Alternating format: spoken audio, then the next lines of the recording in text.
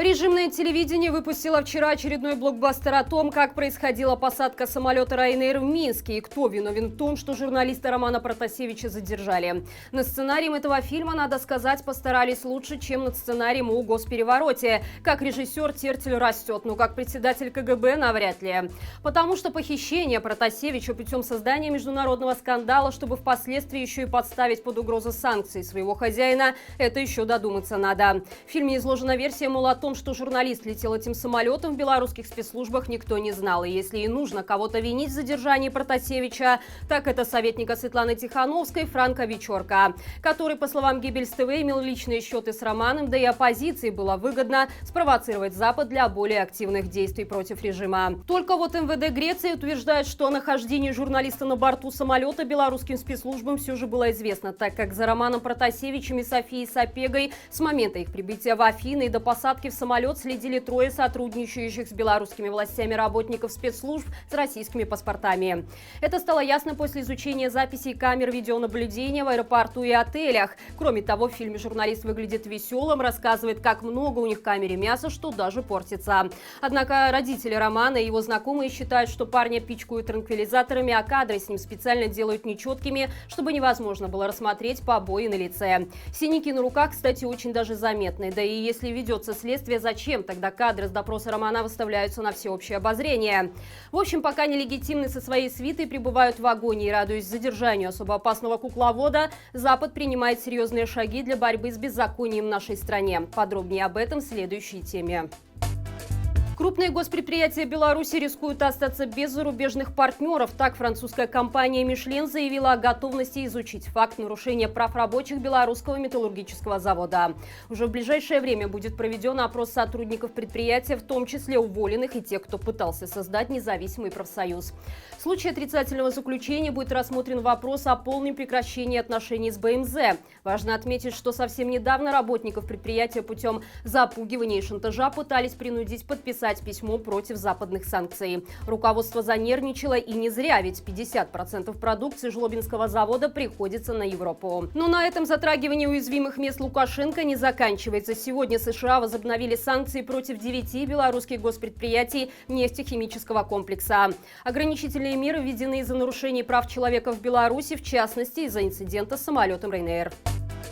В Швеции больше не будет продаваться шампанское советское игристое белорусского производства. Решение отказаться от импорта традиционного напитка новогодних застолий родом из СССР приняла компания Systembolaget, являющаяся шведским монополистом на продажу алкоголя. В своем заявлении по этому поводу компания отметила, что получила информацию о риске несоблюдения ее этического кодекса белорусским производителям, и проблема оказалась критичной.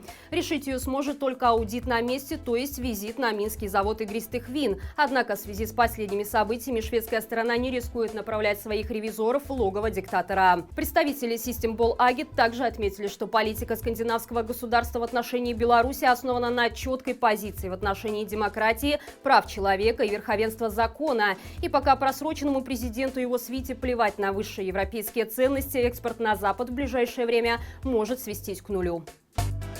Дружба дружбой, а газопровод врознь. Примерно такая ситуация сейчас происходит в отношениях между Беларусью и Россией, когда над последней из-за санкций в отношении нашей страны нависла угроза срыва транзита газа в Калининград.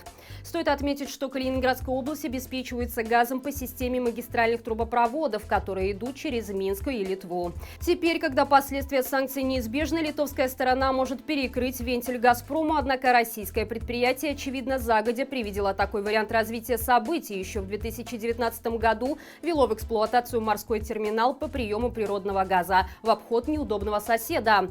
При этом губернатор Калининградской области Антон Алиханов все еще пытается сделать хорошую мину при плохой игре и выражает надежду на то, что Литва не будет использовать газопровод как инструмент политического шантажа. Очевидно, что данных об эффективности работы нового терминала в условиях, когда вся нагрузка по поставкам газа ляжет на него, еще нет. А остаться без тепла к очередному отопительному сезону из-за проделок неадекватного диктатора – это слишком даже для чиновников Путина.